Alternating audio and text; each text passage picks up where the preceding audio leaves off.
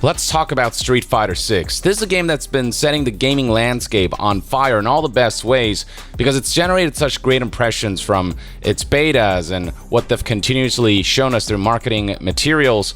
You know, this feels like a stark contrast to Street Fighter V's launch, which was really bare bones, and there were many aspects of it that Street Fighter fans were just not particularly fond of.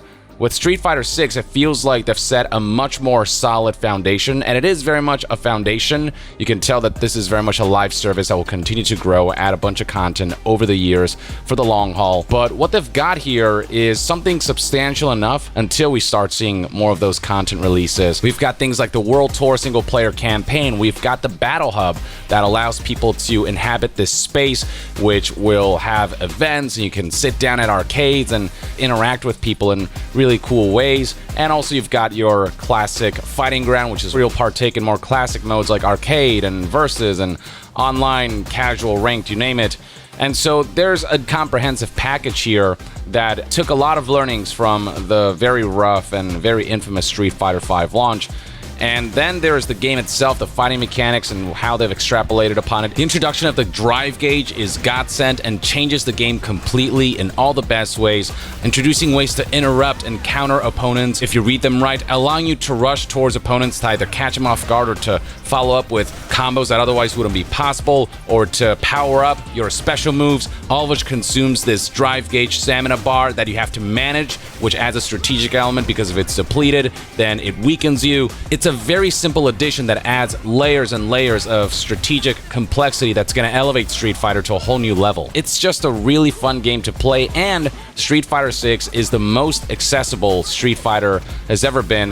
Now, as a warning, I'm a Street Fighter novice. I haven't touched Street Fighter in many, many years, and even when I did play it back in the day, I didn't play it that much. I was always more of like a Tekken and Super Smash Brothers guy. So I was very curious how I would respond to Street Fighter 6 with the final game. And I've got to say, it's been striking all the right chords with me as a novice, as someone who's always wanted to get into Street Fighter but never was quite able to. This feels like a fantastic entry for anyone who's been interested but have felt too overwhelmed because of how well this game teaches you and because of things like the modern controls, which just simplify the execution of moves and allows you to focus more on when to use those moves rather than how to input them. And so there's a lot to cover here. Now, one thing that I didn't get to check out on this review as much are the online modes. There was a very specific window where I could check that out during the review process, and those days I just happened to be really busy, and there was one day where I could do it, but I had trouble connecting. And I don't think it'll be like that in the final game, I hope, based on what I played in the betas. Not to mention that those who did get to try out the online mode during the review period are all reporting positive results when it comes to the game's netcode. And betas tend to be pretty representative of the final game, and the betas have gone really smoothly on that front. So I expect that barring potential server overload within launch day, Street Fighter 6's online experience will be pretty good. But the fundamentals of the game I got to try out for quite a few days now, and I want to start by talking about the best way I can describe the single-player campaign is that it feels like the video game series Yakuza, where you're in this small but dense open-world map, and you kind of go around doing missions. There's a campaign and everything, but there's side missions as well. There are RPG elements where you level up. You can choose what skills you want to upgrade through skill trees that give you boosts in this sort of tournament formatted kind of visual aesthetic where you can pick one or the other, and you can increase stats like how strong your punches, your kicks, your unique attacks, so on and so forth are, or, you know, these skills might influence elements of how you interact with the open world. You can also make your own character, and the character customization is pretty comprehensive. I made someone who kind of looks like me, and we've also seen some of the monstrosities out there. People can get pretty creative with this character creator. And on top of that, the cosmetic customization in this game is fantastic, and the gear that you equip will have statistical effects on your defense and your offensive capabilities. There's even a gear upgrading system to further boost the stats of the stuff that you're wearing. And then in the open world itself, you go around, you can fight people in the streets. Any NPC with a level number above their heads, you can challenge by either just walking up to them and interacting with them, or you can straight up just be a dick, get a first strike on pedestrians that have done you no wrong, and get a little leg up deal a little damage before the fight begins. And much like in Yakuza, as you traverse around this open world, there might be hostile gangs and mobs who will want to fight you and they'll chase after you, but you can avoid them if you want. And whereas in Yakuza, it's this beat-em-up style gameplay, in Street Fighter 6's World Tour, the game transitions you into combat mode, which is basically Street Fighter 6 gameplay, fighting game style gameplay. And sometimes you'll be fighting multiple individuals at once, and so it's got this very beat-em-up style gameplay, like side-scrolling beat-em-up, but it is technically a fighting game. It's a very interesting blend of genres, and on top of this open world, you get to travel to different countries, which feature smaller sort of mini-hub-like areas where you'll meet other Street Fighter characters. You can gain their moves by making them your master, and they will also grant you special moves as you continuously use their style and level up your relationship with them. You can learn supers from them, and as you learn things from these Street Fighter characters, you can really customize your character's playstyle. You can define what your basic moveset is, which character you want your moveset to be like, and then from there you can customize your special moves and your supers, and so that allows you to mix different characters' moves and just straight up formulate your own fighting style. And what's really compelling about this campaign is that it's actually pretty much a giant tutorial for how to play Street Fighter. The game is constantly teaching you different characters' move inputs through the master system, where you slowly become acclimated to different characters' moves and special moves and supers. The game slowly teaches you new combat maneuvers and mechanics that are integral to playing this game. A lot of side missions will often have you perform certain moves, maneuvers, and engage with certain mechanics so you can get that muscle memory in while having some narrative purpose behind them. The campaign isn't super long, but it's substantial. It took me about 20 hours to beat, and that includes doing side missions in between, and I feel like I can probably squeeze another 5 to 10 hours out of this mode if I want to go full completionist mode. And much like Yakuza, there's a lot of silliness within this open world. Street Fighter's World Tour mode doesn't have the narrative nuance that Yakuza does, where when it is the main campaign stuff, things are very dramatic and grounded. There are some explosive, very actiony moments in Yakuza, but generally, when it comes to characters and the stories that they present and the circumstances that they have to go through, it's all very serious, very dramatic. Street Fighter embraces its identity as something very silly and campy, and the campaign sort of falls in line with that.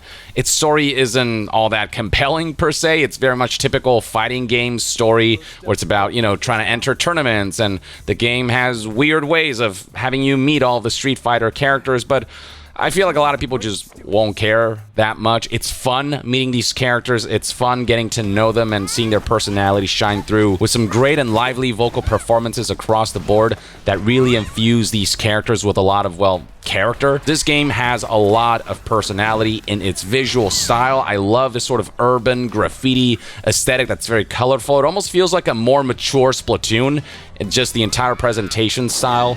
On top of that, the art style itself, while the graphics fidelity is not the best, I'd say. I feel like the visual aesthetic just more than makes up for that. From a pure fidelity standpoint, it can look a bit last gen in this World Tour mode. Compared to other open world games, visually I feel like graphics just don't quite stand up, but it's just aesthetically very pleasing. Again, it oozes personality, and so there's just a very unique identity and vibe that this game goes for that shines through, and I feel like that identity is what people will latch onto. Even the music leans into that style. The music in this game, man, it's so freaking catchy, from the tunes that play during the menus to the soundtrack that you hear in-game. It all just adds to the aesthetics and style and the presentation of this game. The presentation really is top-notch. Like Street Fighter V to me felt a bit vanilla in its presentation style. Street Fighter 6 feels like it is going for something very specific, and it has very much that fighting in the streets type of vibe that just elevates the entire experience, I feel. I think presentation is a big,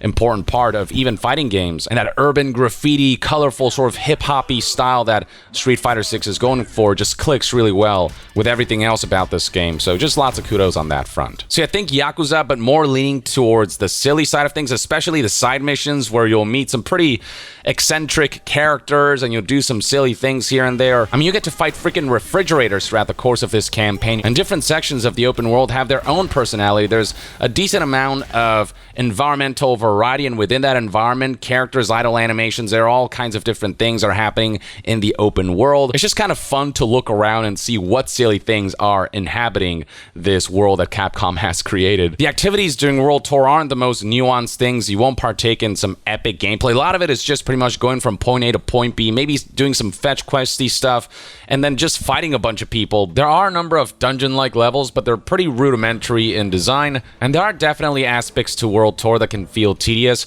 be it because certain activities are uninspired or because the game just keeps throwing mobs at you. One of the enemy types that you get to fight are these drones, and fighting them is like the most annoying thing ever, and you fight a decent amount of them. Anytime they come on, I just groan in pain. They're not the fun kind of challenging, they're the annoying kind of challenging. Sometimes the amount of mobs that flood you can get a little annoying as you're trying to beat the campaign. It just feels like the game is stalling you in annoying ways here and there. And again, this is not the most substantial campaign ever in terms of narrative or gameplay. Like, this is not at the level of something like Yakuza. It almost feels like a prototype of that type of format, but the core gameplay of Street Fighter 6 is really good, and the way your character progresses and upgrades and the way you can customize your character's moveset and all these things, that keeps the gameplay interesting throughout, I feel, and you just constantly get to practice. You get to constantly learn. The tutorials keep flooding in throughout the course of the campaign, and you just become better and better at the game. You feel the progress of your skills, and that's what this campaign does a great job at. I will say that this campaign experience does feel a bit incomplete. It does end a little abruptly. It feels like there's more to tell with this story, and I feel like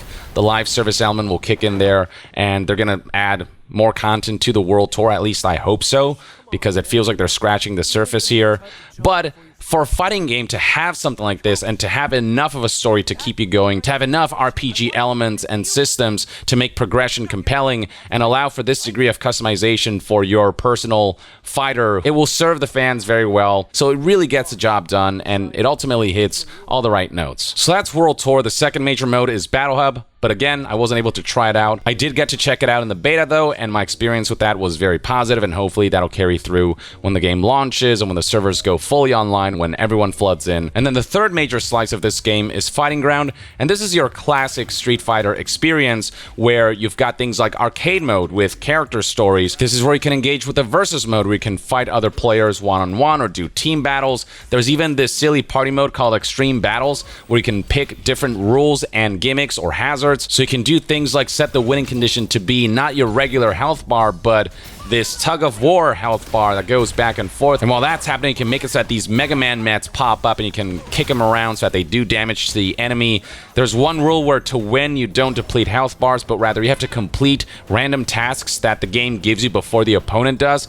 And I set it so that there are timed bombs as stage hazards while that's happening. And just kind of have a silly old time with the fighting mechanics of Street Fighter. It's very much like its version of Super Smash Bros. With items on. And on Fighting Grounds, you also find this practice mode that has the training mode where you can just kind of experiment. But what I especially love is how comprehensive the tutorials are. The game's got tutorials for the game's basic, intermediate, and advanced mechanics. It's got character guides for each character that teaches you the basics of how to fight as them and what their fighting style is, what they're most efficient at. And then there are the combo guides for those who really want to delve deep into the game's mechanics and really want to style on enemies and really want to get proficient at this game. When it comes to getting into a new fighting game, the biggest barrier is by far that huge learning curve, and Street Fighter 6 just both through World Tour and all of the different tutorials and tools offered in practice mode just offer the best avenue for players to learn how to play Street Fighter, and that's where I think this game is going to draw in a lot of players. That's on top of the different control schemes that they've added to this game. You've got your classic controls, which sees you input light, medium, heavy punches and kicks individually.